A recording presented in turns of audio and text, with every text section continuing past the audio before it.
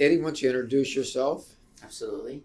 Thanks for having me. Yep. My name is Eduardo Suarez. A lot easier, Eddy Suarez, owner and CEO of Omega Go Creation. Very good. Um, I want to go back to your early childhood.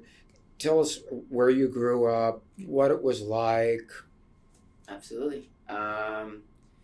Those who are from Nebraska, and we're talking about 20 years before, is a very small town. So I literally grew up in a farm.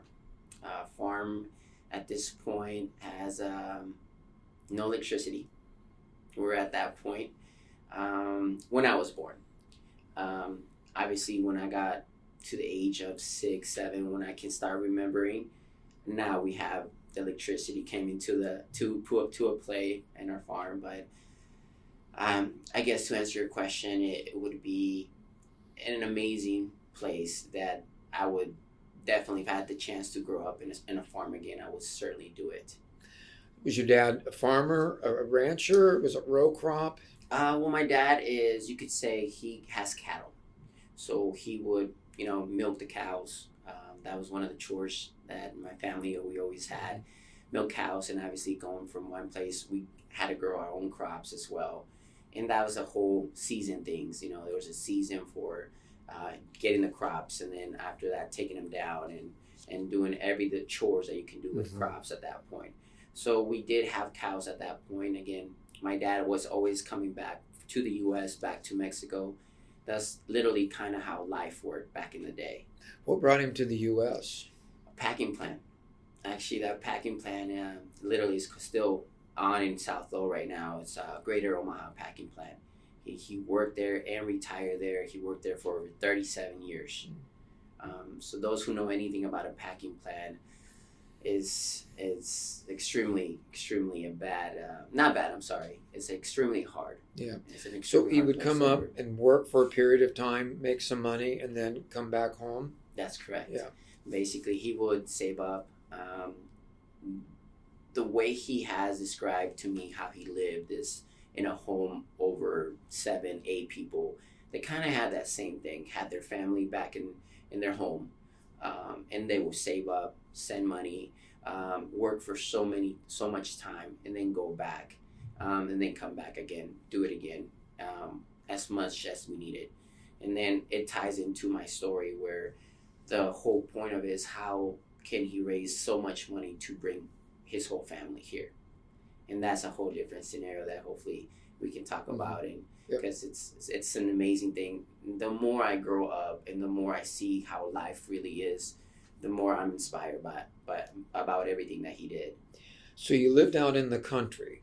Correct. Yeah. And so you went to school? So school for me was a lot different. In a farm, so here's the city. The city is Guadalajara, and that is in the state of Jalisco. And it's a very rural place, about, I would say, 2 hours away from where the actual main city's at. So for us to have teachers would be maybe 3 times a week. And at this point, we didn't think education being any form of something that we wanted to pursue. It was more of, oh, we got a teacher and we get to have fun instead of going with the cows and milking them and do chores. Now we get to hopefully learn how to read and write. That's the main thing of those places in rural areas where teachers are not accountable, and it's not their fault. It was just the way it was. If you can make it there, fine. If you can teach them how to read and write, even better. So one of your responsibilities was taking the donkey down to the pond to retrieve water. And the first time you told that story, I was listening, and you told it with some humor, but I don't think it's a funny story. Can you tell me about it? Absolutely. I think I wanted it to be, because again, if we think about it, what it actually happened, it is a pretty bad circumstance. I didn't see it as bad at that time because I was pretty young and didn't know how much it affected me. So I try to use humor as a mechanism or something to use it for. It doesn't really affect me. But doing chores, part of the chores is during when dry season, when you have your calves, at that point, you have to take water to them. So one of the things that we did is use our donkey, had our, used what are they actually, canteens. So we put our canteens, put water on them, and then this day, unfortunately happened where we turned the donkey, I guess the opposite direction. The donkey kind of slipped, fell into the actual pond, and because the canteens were already, they were already full. There was nothing we could do at that point because the donkey started swimming. He ended up drowning. At this point, I'm 6, Okay. maybe going on 7. Okay, so go ahead. And at this point, again, everything flashed so fast that next thing I know, I'm crying and telling my mom she's not believing us. How is it possible that you can drown a donkey? It's not possible. So again, I'm using humor now, even now, because the more I think about it, and the more I see that's not possible, But it was part of the chores. I think my mom and dad knew it was a complete accident. It was just part of the routines. You go get water, you fill the canteens, and you take it to the calves, and get them water, and then just normal day. I think the next day, for them was not a normal thing, but they saw it's just an animal, it's a donkey. I'm glad that you didn't get attached to the donkey and it could draw you into the pond as well. I think that's probably the way they looked at it, and then that was it. We moved on. I think because they didn't make a big fuss about it, and they were probably thinking obviously the overall picture how we didn't get hurt, or again tied into the same knot to the donkey, or we were on top of the donkey and something could have worse happened. I think we just moved on. It's just one of those stories that the older they get, that the more unbelievable that it gets. I can't believe it. That donkey drowned. Well, is it maybe because now, with the with your age and maturity, you look back and you see what a loss it was, potential loss to the family? That is now that I think about it, it's it's an avenue. You can't just buy a donkey. Donkeys are expensive. They're for example, if I need to buy a truck now for my company, it's a supply thing that I need. That's how my dad saw it probably. Here is this donkey that does all this work for us, and now we lost it. So I think just in general, they thought about the overall picture, and in the sense that we were okay. I think at the end of the day, that was the most important thing for my dad and mom. Okay. So you attended what school you attended through what grades in Mexico? So I attended all the way to 4th grade. 4th grade. But again, I would say it was probably just 1st grade stuff. Mm-hmm. Again, we're having our teachers coming in maybe 3 times a week, like I mentioned. Mm-hmm. So I did get the gist of reading and writing in Mexico in Spanish. So at this point, was this where the transition started towards the United States? That's correct. I was 9. 9 when everything happened. But even so, the crossing the border part, which a lot of people don't understand, it was a huge concept. Because even though my dad had the petition, even though we had already the documents and everything in place, we had to meet here for our meeting. Here's our meeting. You have to come in. We don't care how you get here. You just have to be here. So at that point, let's talk about that. So let's go back to the day you're hiding in a cornfield. Yes, sir. Myself and my cousin, and there's 3 other people which we don't know. We call them coyotes. I don't know what the actual definition will be for them, from that to get you from point A to point B. Again, we did talk about this, Corky, and I thought again it was fun, right? At that moment, because I'm young, and if I hear sirens or helicopters, it wasn't like I'm scared. It was more like, oh my God, there's a helicopter. Oh my gosh, there is a cop, and it was more of a excitement. But then, after they're telling us to quiet down, after they're telling us to, hey, you cannot make any noise or something bad will happen to us, that's when it really kicks in. And you're hiding in a cornfield at this point. We're hiding at the cornfield when it's set for me that this is real now. It's real. Something could happen to you. Now at this point, we're cold, and it sounds like I don't want to make it a movie or anything, but It's cold, it's windy, and you're hiding for not knowing the actual reason of what could happen to you if you're found. And I'm very blessed in so many ways, but we were able to make it after. I can't tell you how many hours we were there, but I can tell you that the next thing I know is, okay, we got to walk really fast, get to this car, and then now from this car taking us to point B. So did your dad transport you and your cousin to the cornfield? It was my mom. My dad was still here. Okay. My mom was the one that left us there because we were the ones. So at this point, my mom also has a residency, so she can go back and forth from the U.S. to Mexico. But none of the rest of the siblings have any at this point. So your mother, in a leap of faith, left you and your cousin with some strangers in a cornfield, with the anticipation that the coyotes would pick you up and deliver you where they said they would. Correct. And that was in California. So they took us there, and after that, I remember the ride itself. I and my cousin, we actually got to ride on the actual in front of the car, like seated on the front of the car. The rest of the guys actually went on the actual trunk. So again, there's people that I didn't know on the back of the car, myself, my cousin, the driver, and then the three other guys on that trunk. So again, even this whole thing that's crossing, I don't remember us getting pulled over. I don't remember anything because I think the crossing point was where we were in the cornfields. And then once we made it to the car, we were already in the U.S. where there was no state line that we had to cross, or country line that we had to border line that we had to cross. So were you delivered to somebody that you knew? Yes. So it was an aunt in California, in Santa Barbara, that she already lived there, and my mom actually met us in Santa Barbara. So I can't even imagine how my mom was. That now you're pointing it that way. See, I didn't even think it about that route. Here's my mom leading me to strangers. Hopefully we do make it to Santa Barbara, and then from there to Omaha. So then from Santa Barbara or the area, you ended up, because your dad was in Omaha? Correct. So that was I didn't stay at probably that night that we stayed there. That next morning we came back to Omaha.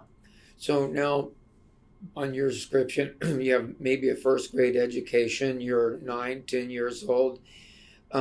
You're enrolled in local school. I enrolled to Beals Elementary. I'll never forget it. Beals Elementary, which is located right off Center Street on 42nd or something like that. So Beals Elementary was my first school.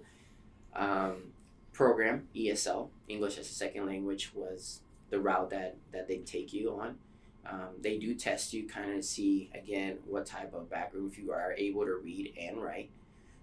Did you speak any or write any English at the time? Zero. Yeah. I didn't even know what English was at that point. So it's more, okay, you speak Spanish, and here are some tests of Spanish, write whatever you want here. But then, again, they started training me in English, or teaching me in English as a first grader, second grader, or even kindergarten at that point. So that's where I was at, and that's where I started with education. So you had told me previously that I think it was second grade, you had an epiphany that you were going to be different. Well, being the youngest of 7, you kind of have a tendency to look at everything in a way, like what's working, what's not working, and maybe because you get away with a lot more stuff because you're the baby, I think you tend to see a lot of things different. So yeah, I saw how my friends were. I knew kind of, okay, I'm given an opportunity. Everything's changing from me playing with mud, right? Because we got to make mud, and we made little cows of that mud because it rained and stuff like that, to now seeing a whole different picture. Like Omaha, again, 30 years ago was not as big. So it wasn't that big of a transition as in size or everything, but of things. We have TV in color. That was something that was huge. Like, people don't understand, what are you talking about, TV in color? What does that even mean? But I do have that tendency. So second grade, I'm at that young age where I'm picking it up and everything's fun for me. I'm not struggling because I think there's an age gap, because everything became fun at that moment and adventurous and new and exciting. So that was a huge clue for me at that point. A clue about what? I think about having an actual opportunity about life and what I could make of it. Where if I'm in Mexico, there's a road. And there's literally, I can tell you literally just one road. Okay, here's what you're going to do. And then you don't know any different. Where here, you got so many roads and you are going to choose the road that you want to take. So fast forward a little bit, you're in grade school and now you're in 7th grade and you have another epiphany. And the epiphany was that you were not going to be a follower. Correct. 7th grade, now I'm Brian Middle. This is where I started picking up soccer. Soccer, for me, when I was playing little kids down in Mexico, again, takes me back, is you just have fun. Here is where we were starting getting coach. Wow, what was a coach? I had no idea what a coach was. Here is where structure came into place. And then here's where you can show some type of leadership. And I knew that at a very, very young age, at 7th grade, where, okay, I'm not going to be a follower, because if I outwork this person, they might be able to listen to me. Because leadership comes obviously by you acting a certain way, them following. And I knew it wasn't in me to just follow. I could listen and I'm going to respect that. But playing soccer, and I was pretty good at it, that people started looking at me, and that's how I learned. Basically, it felt good. I think at the end of the day, if I think about it, what it really was is like feeling good about something that you're doing good, and people following you. Well, and tell me if I'm wrong. To me, it sounds like soccer for you was much more than a sport. It became this medium by which you were able to advance yourself. So you have to think about this. If I'm 9 years old, once I get to 7th grade, I'm 13 years old, around that age, you're still not adapting. We talked about this, like you don't feel safe until you're doing something that you like. Soccer became very, very natural to me. And I think after that, talking to my team members, talking to teachers, talking to coaches also became very natural and very easy because of soccer. Soccer gave me that confidence that people always lack of, to do something well. But I think more importantly, didn't it help you hone some leadership skills? Absolutely. I mean, if I go back to it, it's like I had that tendency where people are now looking after me to score. I can make it literally, very literally, where in the sense like, oh, he's fast, he's going to score, he's going to help us win. I had that task, and I put that in my shoulders in some way. And again, everything comes from it's a team sport. I knew that. But there is that individual play and individual tendencies that gets you a little bit more than just being part of that team. And that's where that leadership came in. And that's what it kind of guided me to. So you're in high school now, and you and some of your teammates are starting to you're at South. Correct. And you're putting South on the map, soccer-wise. I did tell you a little bit about that. And South, once I got there, we kind of had an idea of what to do. Our idea was, okay, what kind of players do we have? Because there was no consistency. There was no freshmen. We have 9 freshmen that are going to be 9 sophomores next year. It wasn't a tendency like that. South was known at this point for gang violence, and not very other good traits. So they didn't have that. They didn't have that elusive. But I think it wasn't just me. I think it was time. I think when I got there, also Omaha was changing, was developing a lot of things. And there wasn't that many gangs at that point as I was growing up. I think when gang stopped was probably my junior year. I didn't even see it. But if I take it back, our idea was, okay, we have your JV varsity team. We will have our JV team, which will be just, at that point, I'm a freshman, play against the JV, and then we would stay there. And it will be literally the same team playing their varsity team. So here's our JV team being competitive to obviously later on winning all the time, to just being competitive to then playing varsity where they will just cream us. And but they didn't know that we were gaining that experience. We had just played a game, and now we're going to play again. So it ended up being, here is our sophomore year. Well, now our JV team is a lot better than your JV team, and now we're actually competing against your varsity team. To the point that here comes our junior and varsity year. Now South is getting known for soccer, and now we're actually having people wanting to come to South to play soccer. But I think my sophomore, junior year, and their senior year, obviously I wasn't playing varsity JV anymore because you can't. They didn't lose a single game because we had that same concept, and it basically carried on. And now South has 2 freshman teams and obviously 2 reserve teams, a JV team and a varsity team. So it's known for soccer now. So went to South, you graduated, you went to college? I did actually got a full ride to go to Bellevue University. And was that a scholarship? That was a scholarship, soccer? And that's also a story in its own, if I can tell that real quick. We were playing Bellevue West at South. South, our field back in the day was not very nice. It was holes everywhere, so that's when we played all the good teams. They were not able to beat us by a lot. But Aaron Champenoy was, at that time, the coach of Bellevue University. He actually went to see a player from Bellevue West. And then at the end of the day, he ended up recruiting me. Again, South was not known for that, so he ended up recruiting me, giving me a full scholarship to Bellevue, and that also changed my whole life. How? It changed my life because I don't know what could have happened. I knew I wanted to do something after high school. I didn't know at this point what an ACT was.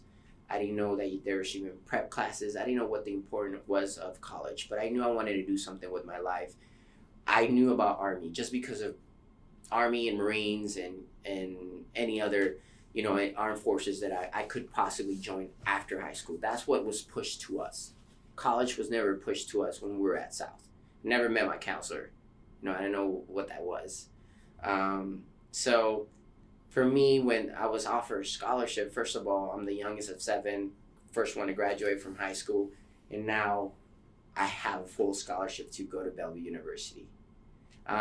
So it literally changed my life because I knew now I'm pursuing, remember, if I take it back, I'm pursuing something that I love, and I'm pursuing something that made me feel comfortable being in a whole different country.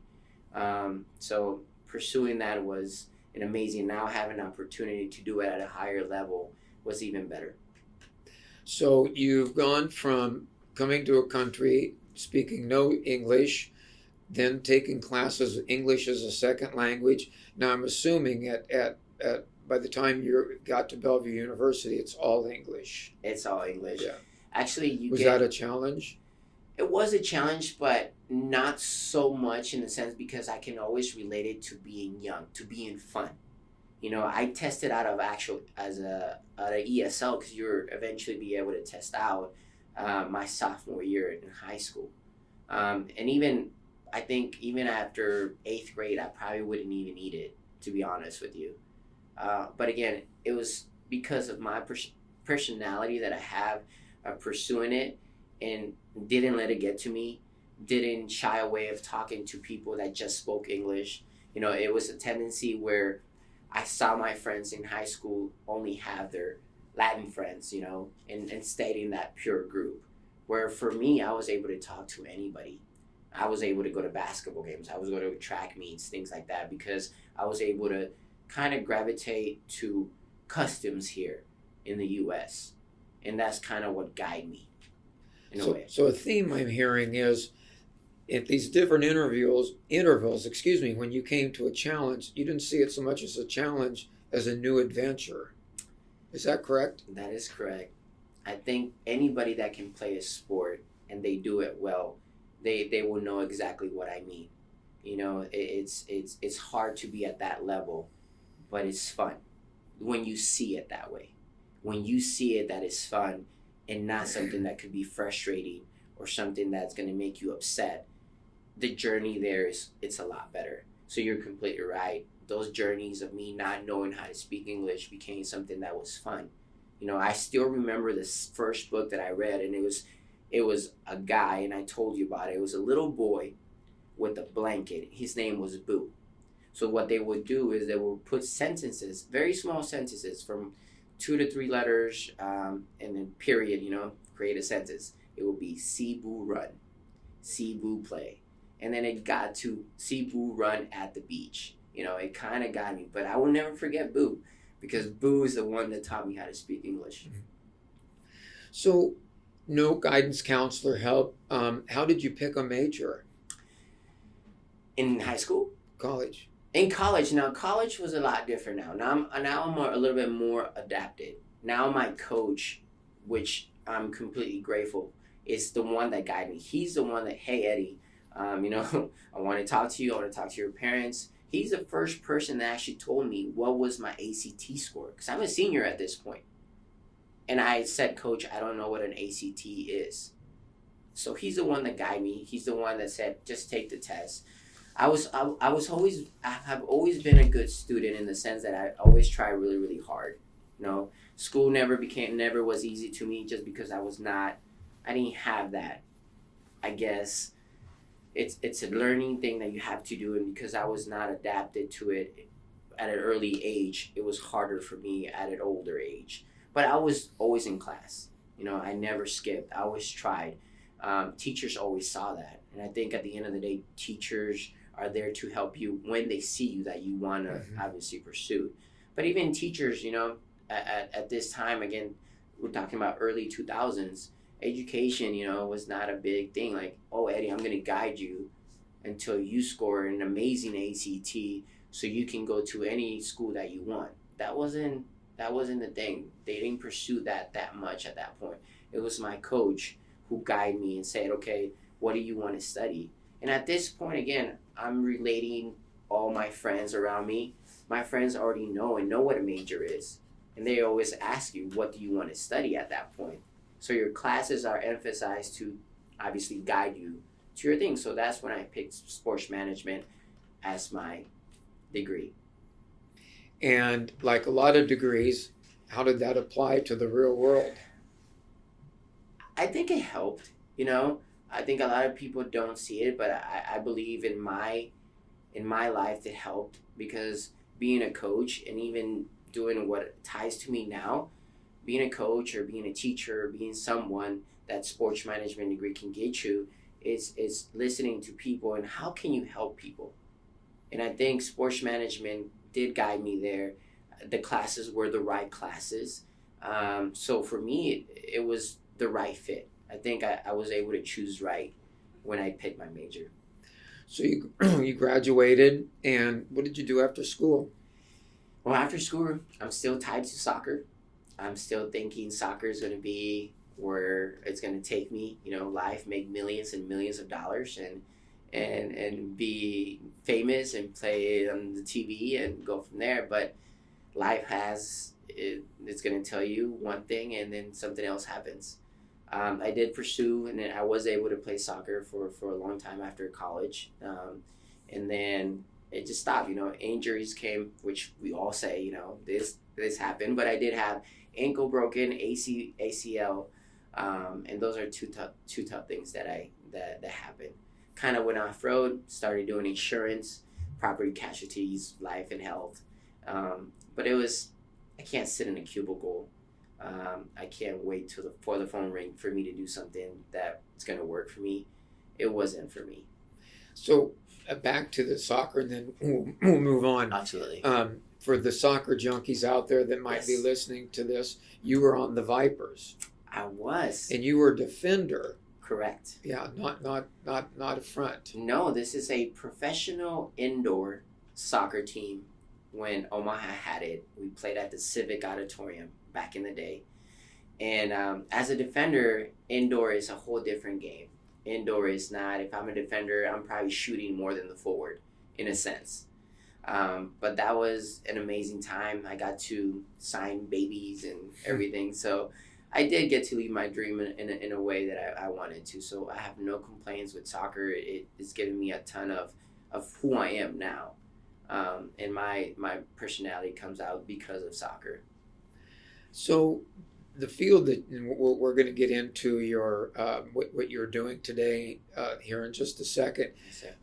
What drew you to? I think you originally went to work for CIS. CIS. Yeah, where it was an inbound calling service.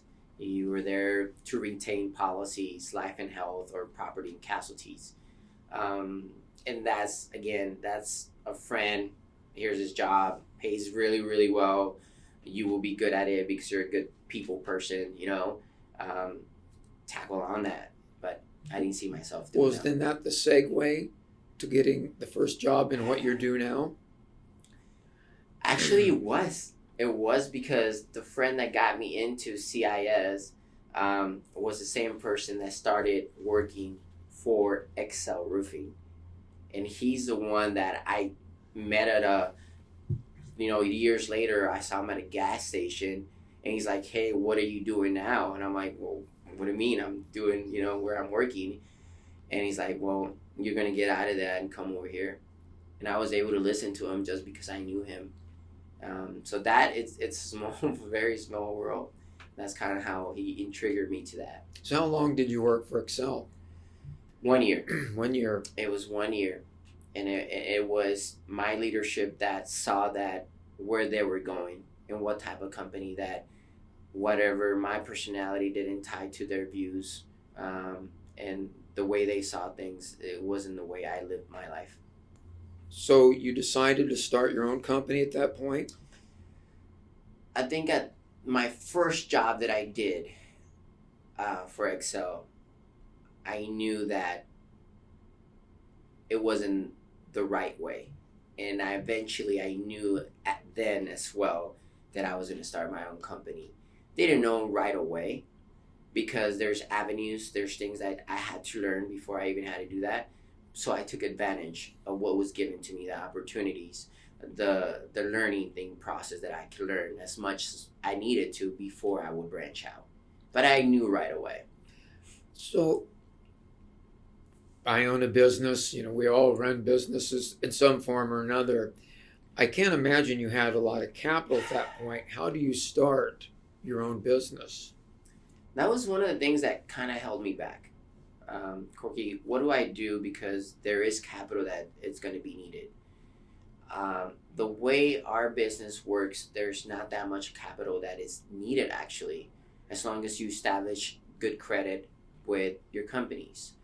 There's a process that obviously it's not here nor there that you go through, but there is a process where if you do it right, you can pay off your debts of that builder supply or whatever supply you needed before you even get into actual debt. So if you do things the right way, you could start it. And again, that is because all those roads that I talked about, I knew that road.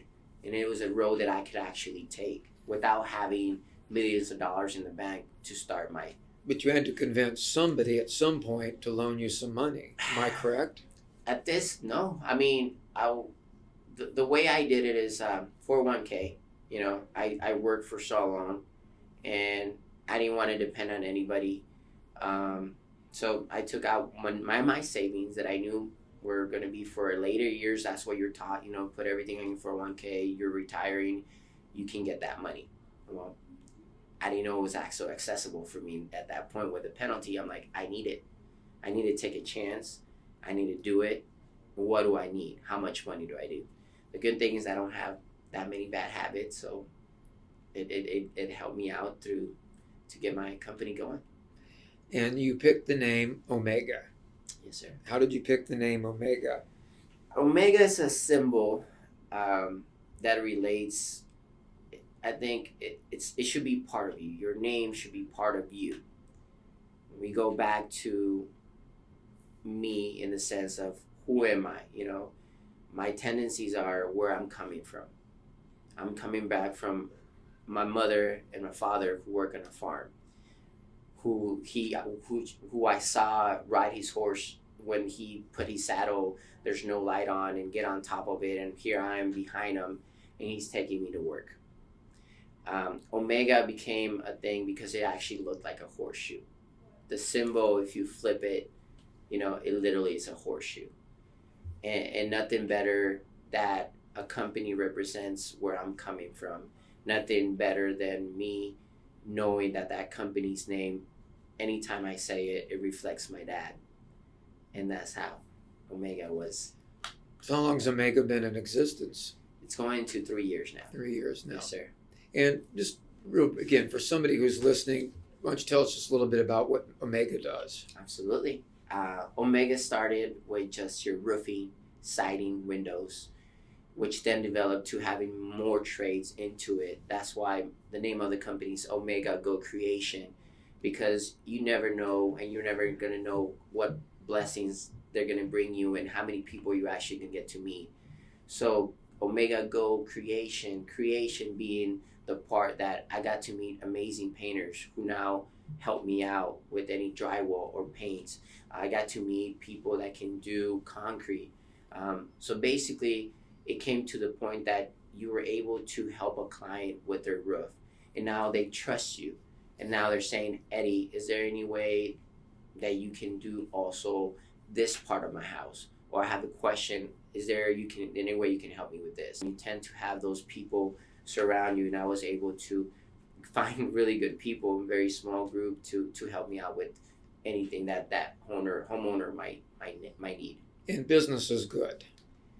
Business has been good because I've been very blessed. Yes, sir. I think business has been good in the sense that, again, it comes to the part where people are trusting you for their things. And this is a home.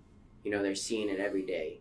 The biggest tendency now and the biggest thing that happened was decks. You know, I was able to have people that around me that knew how to do decks, you know, and decks is something that changes a household. And just, again, a roof having not a leak changes a household. So it has been good because I have found the right people, and that is key to everything. So as I listen to you today, again, there's a couple of themes, and one of them that stands out is how important your dad, the influence that he's had in his life. Do you want to just talk about that for just a second? Absolutely. And I always think about my dad because I love my mom so much, and I think everybody does, but my mom was always there for me, and I could see it as I was growing up. Like, I was the baby, my mom was there. My dad wasn't, and this is in my head. So I'm growing up, playing middle school. I see father, mother next game. I see father, mother in every other game, and my dad's never there. You know, I always bring up my dad because I didn't start getting to know my dad until I got to college. And I won't say I hated my dad, but I resented, in a sense that, again, I'm kind of getting into the culture, and I'm being a person that sees the culture and is adapting to that culture here. But I'm not seeing my dad at my games, you know? And I never understood why. Because there was one time that I went, for some reason, there was something my dad had to sign for a field trip. This is in high school. And I went literally into the packing plant. They didn't have as much security as they do have now. I could literally just walk in. So I walk in, and this is a place that I would never thought, it's labor. Like, people, if you've never been to a packing plant and know what labor is, just go in there for 2 seconds. And here I am being selfish, thinking, oh, my dad can't even come to my game, you know? And I realized, like, this guy worked for 8-9 hours of hard labor, and all he wants to do is come home, eat, and gave me a roof. You know, I didn't think about all these things, you know. I've never not had food. I've never not had clothing. I've never had not a roof over me. But I think when you're at that point and you're at that age, you don't think about that. So that's why now my dad is literally like my best friend. And again, nothing with my mom because my mom's always been with me. But my dad is literally now he sees me now and I can see how proud of me he is. And I just take it back and I can't believe it. I even thought about it for a second. Like, I had a bad dad. So, do you think you're living the American dream? That's a tough question. That's a very, very tough question because if you're not an American, I don't think people really know what that means. And I can tell you very sincere, it's having that opportunity that is that American dream. And I don't know if people realize that.